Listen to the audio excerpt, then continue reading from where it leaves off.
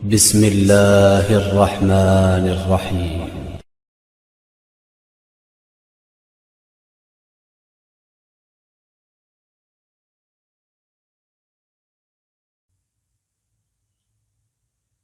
نحمده ونصلي ونسلم على رسوله الكريم اما بعد فاعوذ بالله من الشیطان الرجیم بسم اللہ الرحمن الرحیم الحمدللہ ثم الحمدللہ۔ آج کے درس میں ہم نے سورہ آل عمران آیت نمبر 30 سے ترجمہ، تفسیر، خلاصہ تفسیر اور اہم نکات بیان کرنے کی کوشش کرنی ہے۔ اللہ تبارک و تعالیٰ ارشاد فرماتا ہے یوم تجد کل نفس ما عملت من خیر محضرا وما عملت من سوء تود لو ان بینها وبینه امدا بعیدا ویحذرکم اللہ نفسہ واللہ رؤوف بالعباد۔ جس دن ہر جان نے جو بھلا کیا حاضر پائے گی اور جو برا کیا امید کرے گی کہ کاش مجھ میں اور اس میں دور کا فاصلہ ہوتا، اور اللہ تمہیں اپنے عذاب سے ڈراتا ہے اور اللہ بندوں پر مہربان ہے۔ اس آیت مقدسہ کی جو تفسیری خلاصہ ہے، اس تفسیری خلاصے کو بیان کرتے ہوئے فرمایا ہے لوگوں، اس قیامت کے دن پر ہر وقت دھیان رکھو، ہر وقت توجہ رکھو، جس دن ہر شخص اپنے بھلے برے سارے کام اپنے سامنے موجود پائے گا۔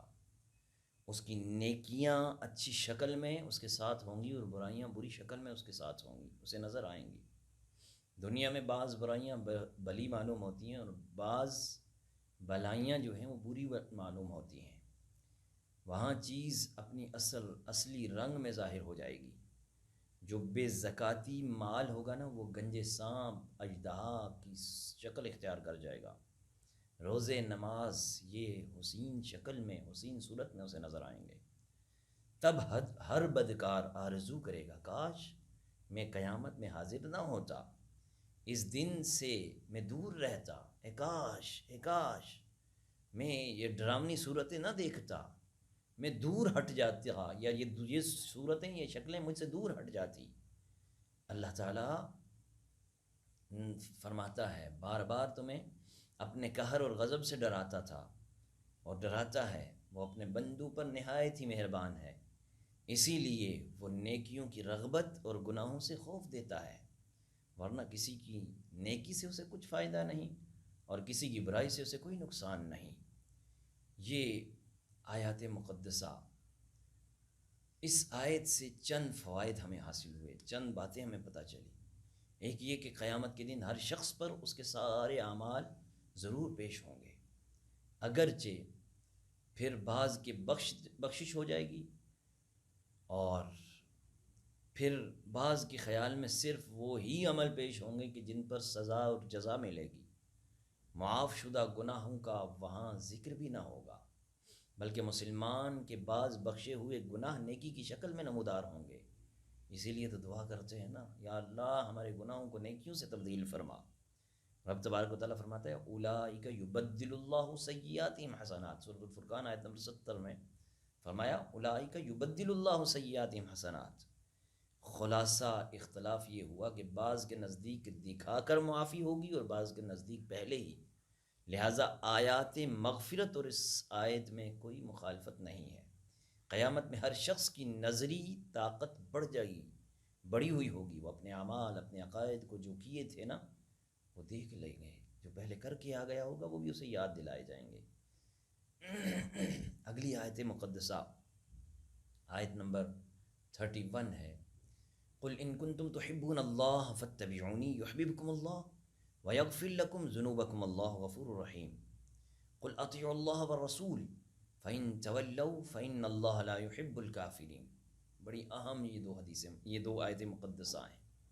فرمایا محبوب آپ فرما دیجئے، قل ان کنتم تحبون اللہ، فرما دیجئے کہ لوگو اگر تم اللہ کو دوست رکھنا چاہتے ہو، اللہ کو دوست رکھتے ہو، فاتبعونی تو میری اتباع کرو، یحببکم اللہ تو اللہ تم سے محبت کرے گا، تمہیں دوست رکھ لے گا، یحببکم اللہ ویغفر لکم ذنوبکم، اور جب اللہ تمہیں دوست رکھے گا اس کا فائدہ کیا ہوگا؟ تمہارے گناہ بخش دے گا، اور اللہ واللہ غفور الرحیم، اللہ گناہوں کو بخشنے والا، مہربان ہے۔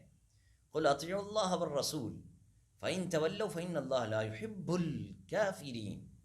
قل اطیعوا اللہ، فرما دو، حکم مانو اللہ کا اور اللہ کے رسول کا۔ فإن تولوا فإن اللہ لا يحب الکافرین، اگر وہ منہ پھیر دیں تو اللہ کو خوش نہیں ہے کافر۔ اس آیت مقدسہ کا شان نزول کچھ اس طرح ہے کہ ایک دفعہ نبی کریم صلی اللہ علیہ وسلم جماعت قریش پر سے گزرے جنہوں نے بت گاڑے ہوئے تھے، تو اللہ کے نبی صلی اللہ علیہ وآلہ وسلم نے ان سے فرمایا کہ اے گروہ قریش، تم نے اپنے والد یعنی حضرت ابراہیم خلیل اللہ علیہ السلام کے دین کی مخالفت کی۔ قریش نے کہا کہ ہم ان بتوں کو اللہ کی محبت میں پوجتے ہیں، اللہ کی محبت میں پوجتے ہیں تاکہ یہ ہمیں اس کے قریب کر دیں۔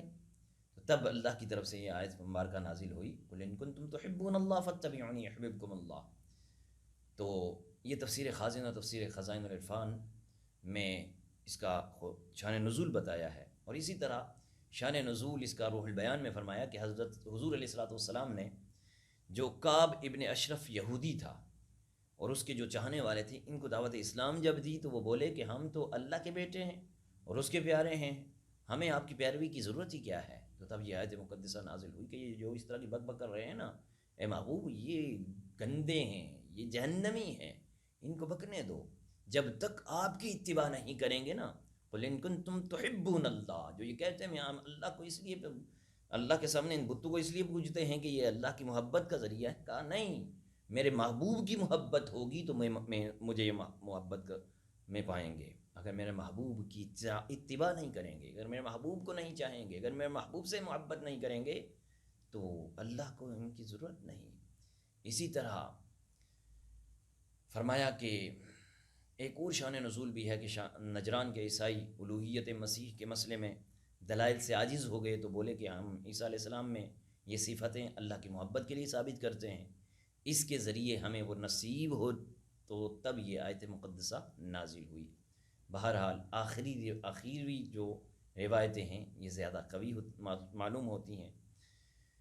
اس آیت مقدسہ کا جو خلاصہ ہے وہ خلاصہ کچھ اس طرح ہے کہ اے نبی صلی اللہ علیہ وسلم، آپ ان لوگوں سے فرما دو، قل ان کنتم تحبون اللہ، آپ ان سے فرما دو کہ جو آپ کے بغیر وسیلے ہماری محبت کا دم بھرتے ہیں، یا جو اپنے کو رب کا پیارا جان کر آپ سے بے نیاز ہونا چاہتے ہیں، یا جو آپ کی اطاعت کے سوا دوسرے اسباب سے خدا تک پہنچنا چاہتے ہیں، ان سب کو اعلان عام کر دو، اے عیسائیو، اے یہودیو، اے ہندو، جتنے بھی تم لوگ ہو، اگر تم خدا سے محبت کرنا چاہتے ہو نا، تو پھر محبت اگر خدا سے کرنا چاہتے ہو تو نہ مجھ سے مقابلہ کرو، نہ میری برابری کا دم بھرو، نہ مجھ سے آگے چلو، بلکہ میرے غلام بن کر میرے پیچھے پیچھے رہو، میری اتباع کرو اپنے اقوال میں، اپنے افعال میں، اپنے اعمال میں، غرض زندگی کے ہر شعبے کو میری مثل بنا دو اور مجھ میں فنا ہو جاؤ۔ تو اب تم رب کے طالب بننا چاہتے ہو تو پھر بن جاؤ، پھر معاملہ برعکس ہو جائے گا، رب تمہیں اپنا محبوب بنا لے گا، رب تمہیں اپنا پسندیدہ بندہ بنا لے گا، اور تم جو چاہو گے وہ کرے گا، اور پھر تمہیں یہ خطاب دے گا کہ کی محمد سے وفا تو نے تو ہم تیرے ہیں، کی محمد سے وفا تو نے تو ہم تیرے ہیں، یہ جہاں چیز ہے کیا لوح و قلم تیرے ہیں، کیونکہ میں رب کا محبوب ہوں، اور محبوب کے غلام بھی محبوب ہوتے ہیں، اور اس کے ساتھ ہی تمہارے سارے گناہ معاف فرما دے گا۔ کیوں؟ اس لیے کہ اللہ غفار ہے، اللہ ارحم الراحمین ہے۔ تم اپنے کو اس کی مغفرت اور رحمت کا اہل تو بناؤ، پھر لطف و کرم دیکھو اس کا لطف و کرم کیسا ہے، اور یہ بھی اعلان کرو کہ اے لوگو، اللہ اور اس کے رسول کی اطاعت کرو، اور فرائض اور واجبات میں ان کی پیروی کو لازم کرو، ان کی پیروی کو لازم جانو۔ اگر وہ اس سے منہ موڑیں تو وہ کافر ہیں، اور اللہ کافروں کو دوست نہیں رکھتا، خواہ کچھ بھی کر لیں رب کے دشمن ہی رہیں گے، رب کے دشمن ہی رہیں گے۔ اللہ اکبر۔ یہ آیت بہت ہی لطف والی ہے، اس لیے اطاعت کی 3 قسمیں ہوتی ہیں نا. ایک اطاعت محبت کی ہے، اطاعت محبت ہے جیسے والدین کی فرما برداری. اطاعت ڈر کی ہے جیسے حاکم کے حکم ماننا. اور اطاعت لالچ کی ہے جیسے نوکر اپنے آقا کا فرما برداری کرتا ہے. ہمارے حضور سرور کائنات صلی اللہ علیہ وسلم سے جو محبت ہے وہ صرف اطاعت چاہنے کی ہے. اطاعت کی ہے، نہ خوف کی ہے، نہ لالچ کی ہے، نہ طمع کی ہے، نہ امید کی ہے، بلکہ اپنے آقا سے جو محبت ہے ہماری وہ محبت اطاعت والی ہے، اطاعت والی ہے. اسی لیے آیت کو محبت سے شروع فرمایا قل ان کنتم تحبون اللہ. محبت فرمایا، یہ نہیں فرمایا تخافون اللہ، یہ نہیں فرمایا تطعمون اللہ، نہیں فرمایا قل ان کنتم تحبون اللہ. نہ لالچ نہ خوف کی اتباع، لالچ کی بھی اتباع اور خوف کی بھی اتباع جو ہوتی ہے، لالچ کی بھی جو محبت ہوتی ہے، اتباع کی بھی جو محبت ہوتی ہے، یہ عارضی ہوتی ہے. جب تک لالچ ہے تو محبت کرے گا، جب تک خوف ہے تو محبت کرے گا. جیسی لالچ ختم محبت ختم، جیسا خوف ختم محبت ختم.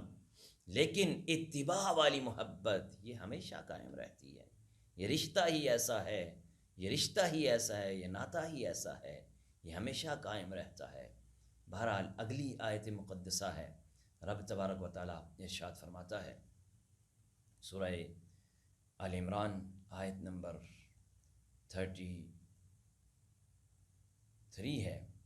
اللہ تبارک و تعالیٰ نے ارشاد فرمایا ان اللہ اصطفى آدم و نوحا و آل ابراہیم و آل عمران علی العالمین ذریۃ بعضها من بعض واللہ سمیع علیم. فرمایا کہ ان اللہ اصطفى آدم، بے شک اللہ نے چن لیا آدم اور نوح اور ابراہیم کی آل کو اور عمران کی آل کو سارے جہان سے، سارے جہان سے. ذریۃ بعضها من بعض واللہ سمیع علیم. یہ ایک نسل ہے ایک دوسرے سے، اور اللہ سنتا اور جانتا ہے، اللہ سنتا اور جانتا ہے. شان نزول کچھ اس طرح ہے کہ یہود نے کہا کہ ہم حضرت ابراہیم، حضرت اسماعیل، حضرت اسحاق، ہم حضرت ابراہیم کے، حضرت اسحاق کے، حضرت یعقوب علیہ السلام کے اولاد میں سے ہیں اور ان کے دین پر ہی ہیں. جب انہوں نے یہ کہا تو اللہ تبارک و تعالیٰ نے ان کے رد میں آیت کریمہ نازل فرمائی جس میں ارشاد فرمایا کہ وہ تمام خدا کے پیارے ہیں، یعنی ابراہیم بھی، اسحاق بھی، یعقوب علیہ السلام بھی، یہ سارے کے سارے اللہ کے پیارے ہیں. تم لوگ تو مشرک ہو. وہ مشرک تھوڑی تھے، وہ تو اللہ کی عبادت کرنے والے تھے، اللہ کو ایک ماننے والے تھے. وہ کسی بت کے سامنے جھکنے والے نہیں تھے، وہ اللہ کو اللہ ماننے والے تھے. تو اسی طرح فرمایا اس لیے یہ آیت نازل ہوئی ہے. اب یہاں پر دیکھیں جو یہود تھے نا، عیسائیوں نے عیسیٰ علیہ السلام کو خدا کہنا شروع کر دیا، خدا کا بیٹا کہنا شروع کر دیا. ان کی تردید میں یہ آیت نازل ہوئی جس میں عیسیٰ علیہ السلام کا شجرہ نسب بیان کیا تاکہ معلوم ہو جائے کہ ان کا نسب ہے تو نسب انسانوں کا ہوتا ہے، خدا کا نہیں ہوتا. تو یہ ان کے شرک کی کاٹ کرنے کے لیے رب کائنات نے فرمایا. اب یہاں پر الحمدللہ ثم الحمدللہ دیکھیں محفل میلاد شریف کی برکت سے حضور صلی اللہ علیہ وسلم کے ہزار معجزات دیکھ کر بھی کسی مسلمان نے حضور انور صلی اللہ علیہ وسلم کو خدا یا خدا کا بیٹا نہیں کہا. میلاد میں دن رات سنتے آ رہے ہیں کہ حضور انور فلاں تاریخ کو فلاں جگہ پر فلاں دن پیدا ہوئے، فلاں دائیا نے آپ کو دودھ پلایا، اور جو آپ فلاں کے پاس آپ کی پرورش ہوئی، جو دودھ پیے وہ خدا نہیں ہو سکتا، نہ خدا کا بیٹا ہو سکتا ہے بلکہ بندہ ہے. اور یہ میلاد شرک کی توڑ ہے، یہ میلاد شرک کو کاٹ رہی ہے. یہ میلاد بتا رہی ہے کہ اللہ پیدا نہیں ہوتا، اللہ پیدا کرتا ہے. اللہ کسی کا دودھ نہیں پیتا بلکہ اللہ تو رحمتیں لٹا رہا ہوتا ہے. اسی طرح فرمایا، اب اس آیت کا خلاصہ کر کے میں اپنے درس کو اختتام کی طرف لا رہا ہوں.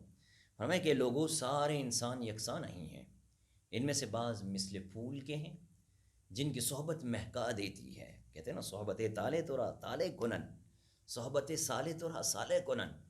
تمہیں جو تالے ہوتے ہیں، برے لوگ ہوتے ہیں، ان کی صحبت تمہیں برا بنا دیتی ہے. صحبت سالے تورا سالے کنن، اچھوں کی صحبت اچھا بنا دیتی ہے. جو پھول والے ہوتے ہیں ان سے پھول ہی کی خوشبو آتی ہے، جو بٹی جھونکنے والے ہوتے ہیں ان سے بدبو آ رہی ہوتی ہے، بو آ رہی ہوتی ہے. بعض کانٹوں کی طرح جن کے پاس بیٹھنا باعث ایذا ہے. یہ فرق کوئی نیا نہیں ہے. بلکہ ہمیشہ سے ہے۔ چنانچہ رب العالمین نے حضرت آدم علیہ السلام، حضرت نوح علیہ السلام، حضرت ابراہیم علیہ السلام کے مومن آل اور حضرت عمران کی اولاد کو تمام جہان سے چھانٹ کر چن کر اپنا مقرب بنا لیا کہ آدم علیہ السلام کو انسانوں کا جد امجد، فرشتوں کا مسجود بنایا، جنت میں ٹھہرایا، سارے علم عطا فرمائے۔ نوح علیہ السلام کو آدم ثانی کا خطاب دیا، زمین پر انہی کی اولاد کو پھیلایا، انہی کی دعا سے جو کفار ہیں وہ ہلاک ہوئے۔ ابراہیم علیہ السلام کی اولاد میں اولو العزم پیغمبر پیدا فرمائے، اسے انہیں ان کو نبوت اور ولایت سے بھی بھر دیا، ہر دین میں آپ کا ذکر خیر رکھا۔ کعبہ معظمہ، مقام ابراہیم، مکہ معظمہ، منی، عرفات، قربانی، عقیقہ، تکبیر تشریق، صفا و مروہ، پہاڑ جو ہے، بلکہ تمام ارکان حج آپ کی یادگار کے طور پہ رکھے ہیں۔ درود ابراہیمی میں آپ کا نام قائم رکھا، آپ کی سنتیں اسلام میں قائم فرمائی، غرض بے شمار خصوصیات آپ کو بخشی۔ عمران کی پاک بیٹی کو فرزند ارجمند عطا فرمایا، جس کا لقب کلیمت اللہ یا روح اللہ رکھا ہے۔ وہ کماری پاک مریم، وہ کماری پاک ماں کو ستھرا بیٹا بنی اسرائیل کا، جو ستھرا بیٹا ہے وہ بنی اسرائیل کا، جو خاتم النبیین سید المرسلین محمد مصطفیٰ صلی اللہ علیہ وسلم کی بشارت دینے والا ہے، گویا طلوع آفتاب کی خبر دیتا ہوا تارا، ان سب کو سارے جہاں پر، خواہ فرشی ہوں یا عرشی ہوں، انسان ہوں یا جنات ہوں، فرشتے ہوں یا کوئی بھی ہوں، سب پر بزرگی اور برتری دی ہے۔ یہ حضرات آپس میں ایک دوسرے کی اولاد ہیں کہ عمران حضرت ابراہیم علیہ السلام کی، اور حضرت ابراہیم نوح علیہ السلام کی، اور نوح علیہ السلام آدم علیہ السلام کی نسل سے ہیں۔ اللہ سارے بندوں کی باتیں سنتا ہے اور سب کی نیت حالت استعداد جانتا ہے، اور بقدر قابلیت ان کو درجوں کے درجے عطا فرماتا ہے۔ خیال رہے مخلوق دو قسم کی ہے، ایک مکلف اور ایک غیر مکلف۔ مکلف غیر مکلف سے اعلیٰ ہے۔ مکلف کی پھر 4 قسمیں ہیں: انسان، فرشتے، جن اور شیاطین۔ انسانوں کی پیدائش خاک سے، فرشتوں کی پیدائش ہوا سے یا نور سے، یا یوں کہو کہ ان کا جسم ہوائی اور روح نوری، ان کا اصلی مقام آسمان۔ شیاطین کی پیدائش آگ سے، خلقتنی من نار وخلقتہ من طین، سورۃ الاعراف کی آیت نمبر 12، خلقتنی من نار وخلقتہ من طین۔ اس پر سب متفق ہیں کہ انسان جن اور شیاطین سے افضل ہیں، انسان جو ہیں وہ جن اور شیاطین سے افضل ہیں، مگر اس میں اختلاف ہے کہ فرشتوں سے افضل ہیں یا نہیں۔ بعض کے نزدیک فرشتے انسانوں سے افضل ہیں، مگر صحیح یہ ہے کہ انسان فرشتوں سے بہتر ہیں۔ رب تبارک و تعالیٰ نے خود فرمایا ہے نا، سورہ اسراء، بنی اسرائیل جس کو سورہ کہتے ہیں، اس کی آیت نمبر 70 میں فرمایا وَلَقَدْ كَرَّمْنَا بَنِي اسرائیل بنی آدم، وَلَقَدْ كَرَّمْنَا بَنِي آدم۔ اب اس آیت مقدسہ میں نبی غیر نبی سے مطلقاً افضل ہے۔ جو نبی ہوتے ہیں وہ غیر نبی سے مطلقاً افضل ہے۔ کوئی ولی، کوئی غوث، کوئی کتب، کوئی ابدال نہیں پہنچ سکتا نبی کے درجے تک، جیسا یہاں فرمایا علی العالمین۔ پھر انسان فرشتوں سے افضل ہیں، یہ بھی العالمین سے ہی معلوم ہوا، فرشتے العالمین میں داخل نہیں ہیں، یعنی آدمیت ملکیت سے افضل ہے۔